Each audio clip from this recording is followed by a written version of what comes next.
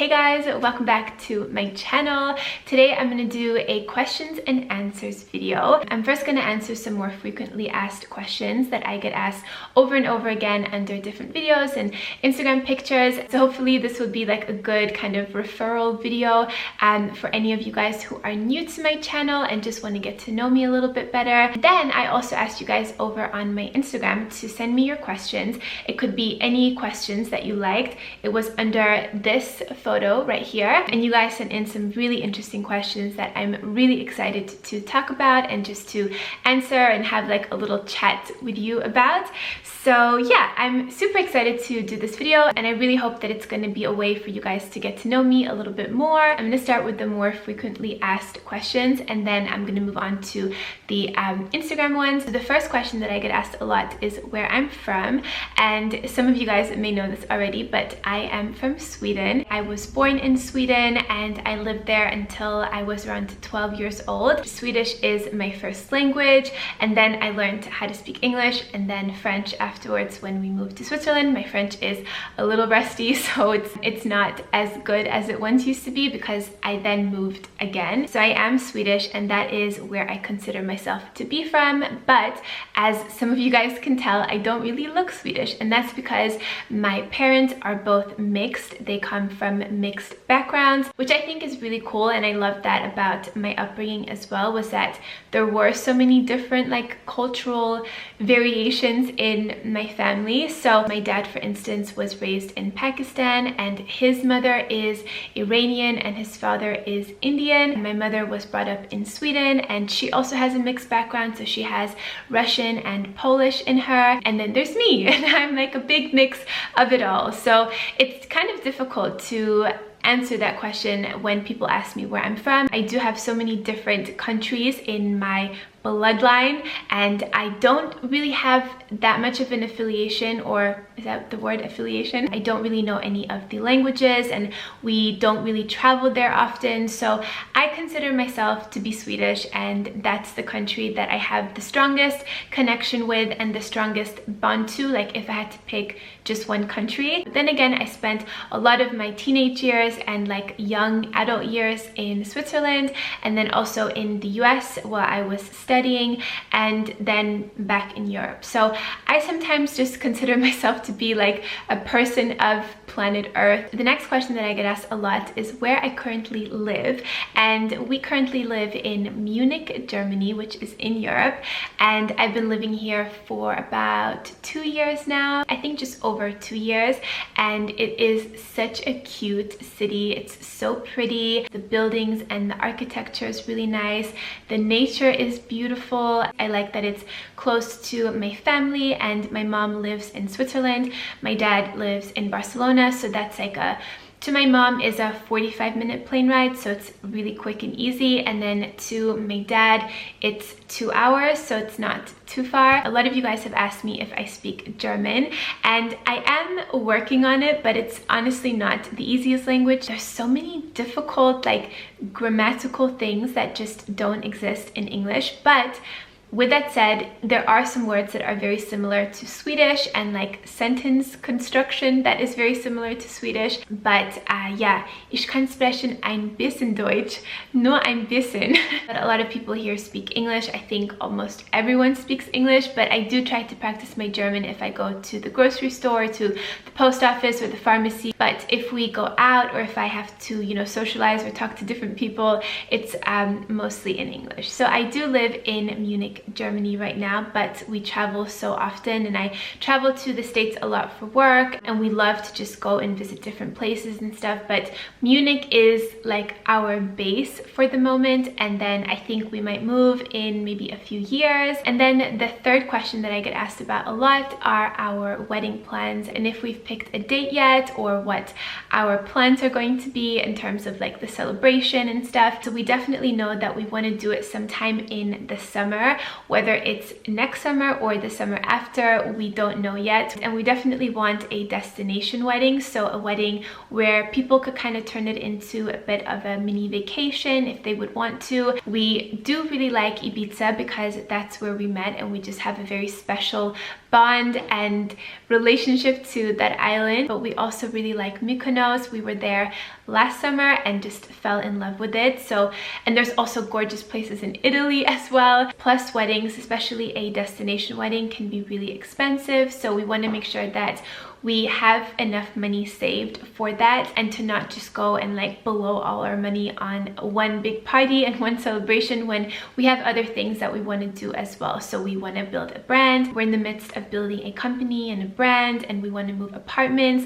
We love to travel, and that all costs money. So we kind of have to be smart and careful with, you know, where we're putting our money towards. It's not like we're rushing into it. We're just enjoying being engaged as well, and like living life together and building a home together and a future together. But when the day comes that we do start planning and organizing, and I start looking at dresses and stuff like that, I will definitely take you along. So now I'm going to answer some more general questions that you guys asked me over on my Instagram, and you guys sent over 600 questions, which is incredible. Thank you guys. I'm going to try to answer as many as I can. The first question comes from Katie Fawn. She says, I've been watching you for a while now, and I love you and your content. You put off such a good energy, and you're just a genuinely sweet person.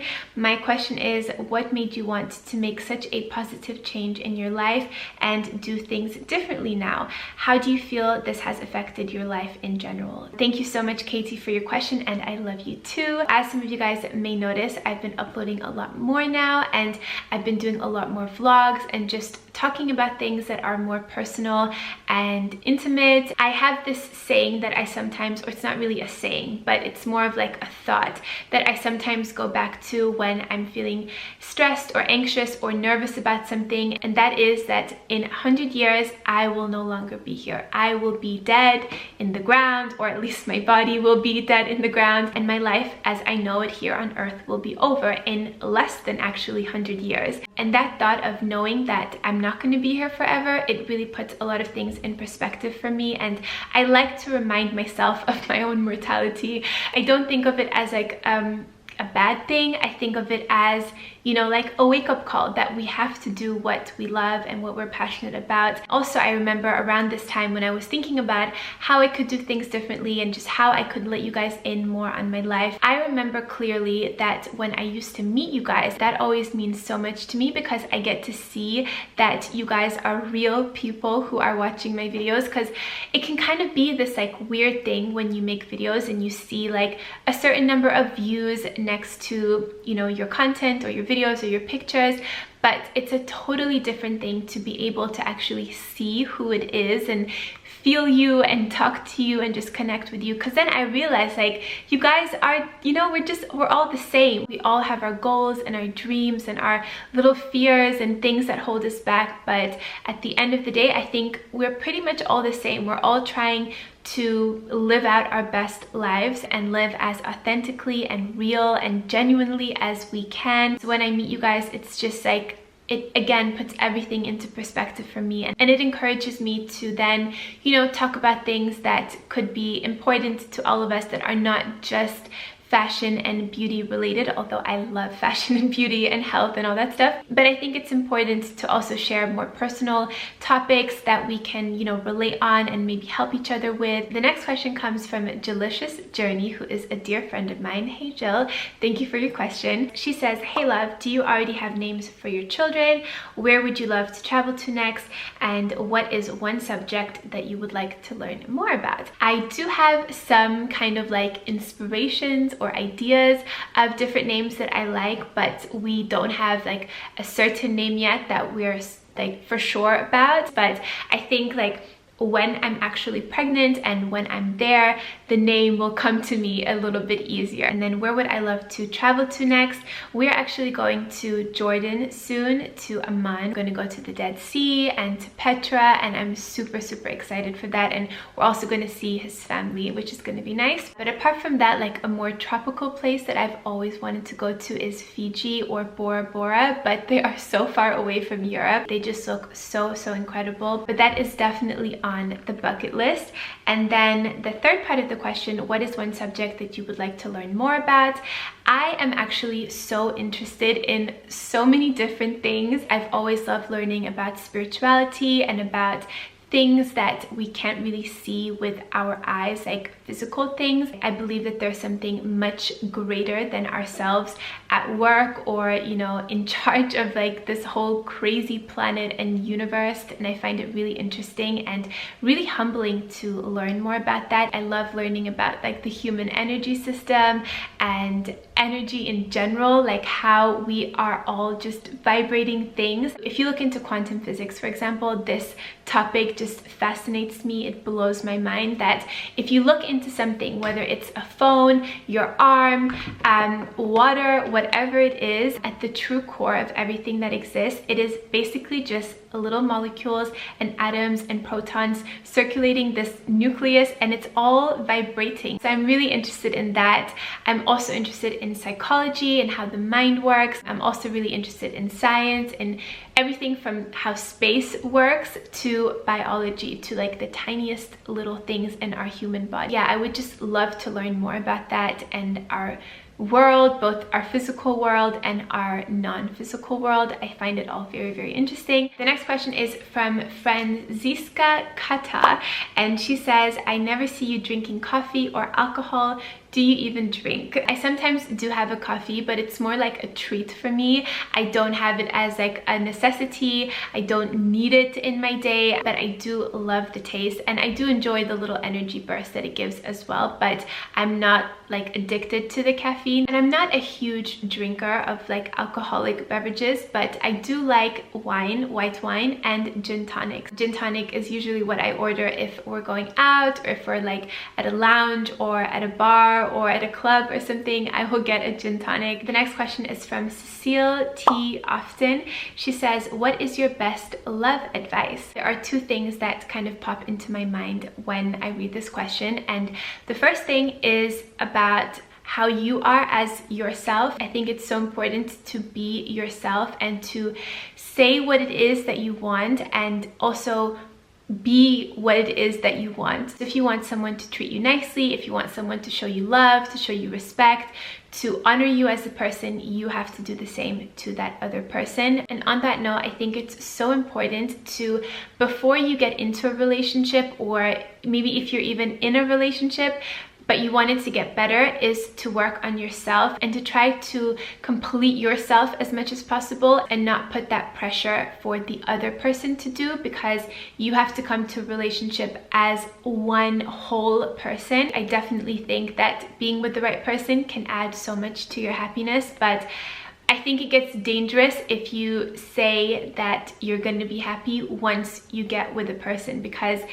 that could be true in the first few weeks, few months, or even, you know, first few years. It is that kind of like honeymoon phase, but at the end, you know, your true colors start coming out, and you want to make sure that your true colors are vibrant and beautiful and happy, and not a burden for somebody else, because I think that puts a lot of pressure on the relationship when at the end of the day it's two people enjoying their lives together and creating something beautiful together. And then the second thing that comes to mind on the topic of love advice is to truly have the best interest of your partner at heart with everything that they want to do or achieve, and to just be like the cheerleader and the best friend for that person in achieving their goals and their dreams. That's something that I love about my relationship with Mo, is that we're very encouraging of one another, and that's something that I love about him as a person, is that he is just so encouraging and so inspirational to me and motivating to me, and is always just wanting me to be at my best. And we really support each other, and we just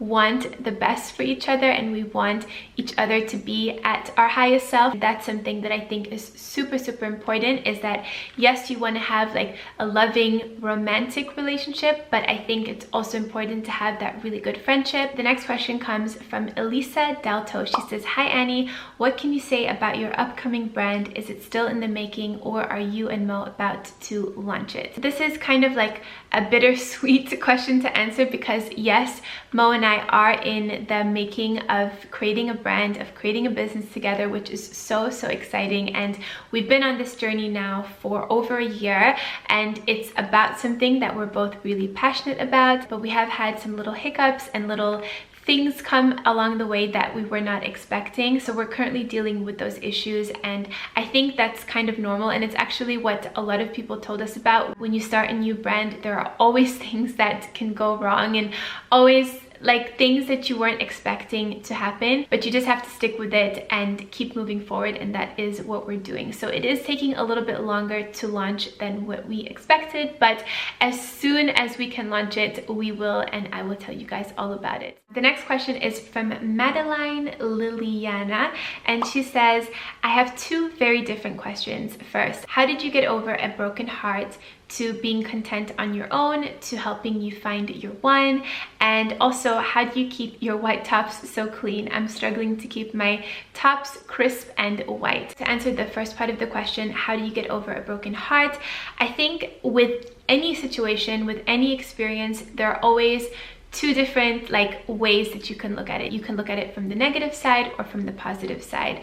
And I usually first look at the negative side, and then I try to find something positive about the situation. So when I went through a breakup in the past, of course you want to cry. Of course you're sad. It's the end of a little era in your life. Sometimes it could end because you want it to end, because you just knew in your heart that that person wasn't the right one, or sometimes the other person ends it, and then you have this huge feeling of rejection or that you're not good enough, and it can really take a toll on your self-esteem and your self-confidence. So I mean, I've definitely been there. I think a lot of us have experienced breakups and heartaches. You can also look at it from a positive perspective, in the sense that it's a start of a new beginning, that that person was not the right one for you, and thank God you didn't spend any more time wasting your days with somebody who was obviously not the right person for you. There was a book that I read called it's called A Breakup Because It's Broken. That book was a huge source of inspiration and happiness in that time of my life, because it's written in quite a comical way, but still had a lot of helpful tips and advice. So I think grieving and just acknowledging your emotions of sadness, of fear, of maybe not feeling good enough, of all of those things that can come with a breakup, feel them. Don't ignore them, don't push them down. Cry if you need to cry, just get it all out. But don't sulk in your misery. Don't sit there in your apartment or in your room for weeks on weeks on weeks and just feeling sorry for yourself, because that is not going to get you anywhere. You need to start working on yourself. You need to get out of bed, make yourself feel good, and just work on yourself, both physically, mentally, spiritually, emotionally, with your job. Just focus on yourself and building yourself up, and I can 100% guarantee you that the right person will show up in your life when you are ready for it. If the person hasn't showed up yet, it's still not time. That person is maybe still out there making his or her own little mistakes and learning the things that they need to learn before they meet you, so that when they meet you, it can be all nice and perfect. So I definitely believe in the right timing and in the power of working on yourself, because also when you are working on yourself and you get into a point energetically where you feel really happy with yourself, you're also going to attract somebody else who's really happy with themselves, and then you guys can go on and build a really happy life together. But if you attract somebody during a time where you're really negative or depressive, or you don't really love yourself, you could attract somebody who's also like that, and that could just lead down a kind of disastrous road, and it could turn into a pretty toxic relationship. So you want to make sure that when you meet somebody, you're in the right state of mind and you have 100% control of how you are as a person. So that's something that's really in your hands, and I think that's a really liberating and beautiful part of breakups and of things going wrong. It's the start of a new beginning. It's a chance to start over, to really look at yourself, to ask God and to ask the universe of what you really want, and then to also become what you want from somebody else. So I think breakups could be great, actually. Stay positive, keep your head up, and know that the right person will come when the time is right. And then the second part of the question, how do I keep my white tops so clean? I don't really do anything too out of the box for my laundry, but I do always make sure to keep my whites separate and my blacks separate, just so that like the lint and little pieces of fabric don't come over each other and then make things look a bit gray and just old. But I also don't tumble dry my tops or dresses or pants or anything. I let them air dry. I just tumble dry my towels and sheets. And yeah, the next question comes from Amy Nick Parker, and she asks, what does your weekly workout schedule consist of? I don't really have a set workout schedule because my weeks are different depending on if we're traveling or work related stuff, but I do always try to get in some movement every single day. Sometimes that's like dedicated workout class at my gym. I love body pump, which uses more weights and like yeah, like weighted exercises, which is really good for toning the muscles.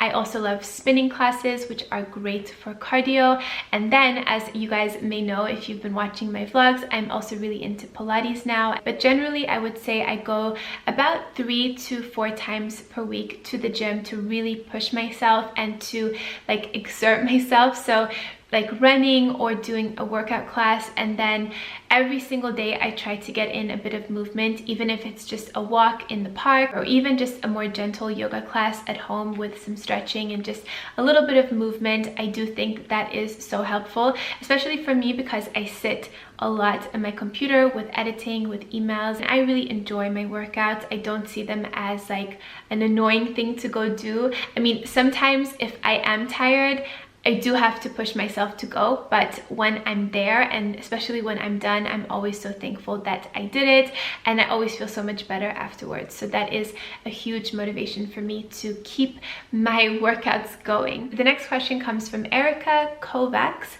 and she says, hi Annie, in the last few weeks you're waking up early.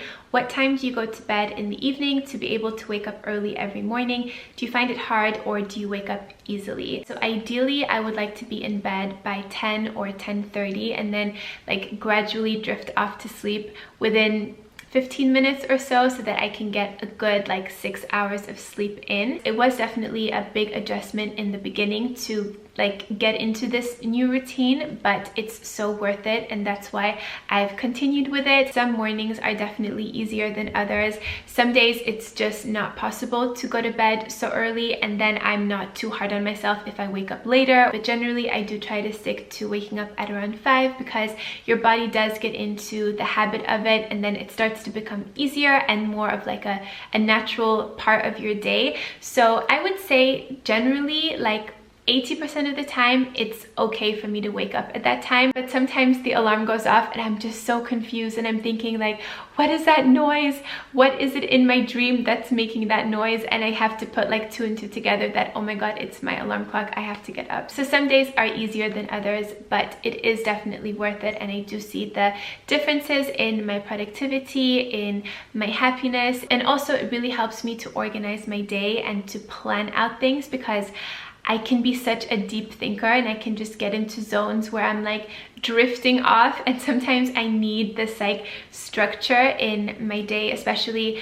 with working for myself. I do think that it's really worth it, and that's why I've continued with it, but gosh, I can get sidetracked. I like to go to bed at around 10 to 10:30 ideally. Some days it can even be earlier, some days a little bit later, but that's what I try to aim for. The next question is from Beta Putsola, and she says, you always say that you eat about 80% healthy, so what do you eat when you decide to indulge into something? I do love to indulge in some more like unhealthy things from time to time, and it's usually sweets, like certain desserts. I have a huge love for cookies and like crunchy things, also chips, but I do try to keep them to more like healthy versions of stuff, because I actually don't really have a desire to eat like traditional candy bars or like junk food. That doesn't really appeal to me, but I do like the healthier versions of, you know, candy bars and cookies and chips and stuff that you can find at like health food stores. I just think that they taste better and it's not as much of like a guilt factor involved in them. And then sometimes if we're at restaurants, I love a good dessert. Like one of my favorite desserts is apple pie, especially like crunchy apple pie, or what is it called? Like apple crumble or berry crumble. Oh my God. Or anything with cinnamon and vanilla. The next question is from Assie and she says, at what age will you start attempting to have kids?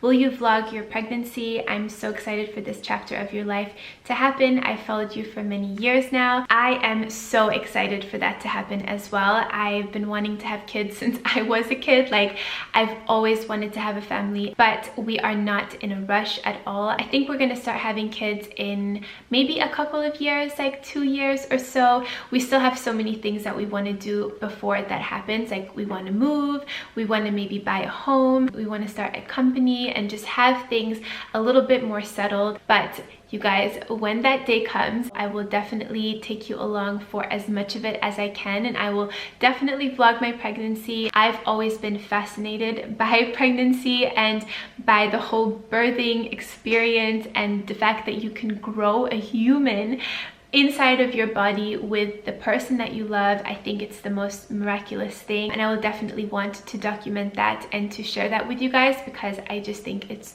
so amazing. Those are all the questions that I'm going to cover in this video, but you guys did send in some really good ones that have given me ideas for new videos to film. I might even take some of the questions and answer them in an upcoming vlog, or maybe even in another like Q&A. But thank you guys so much for all of your questions and all of your love, and I'm so humbled that you guys asked me so many questions and that you're interested in my life and what I have to say. So thank you guys so much. I hope you're all having an amazing day, and I will see you guys back on Sunday with a new vlog. Mwah. Bye guys.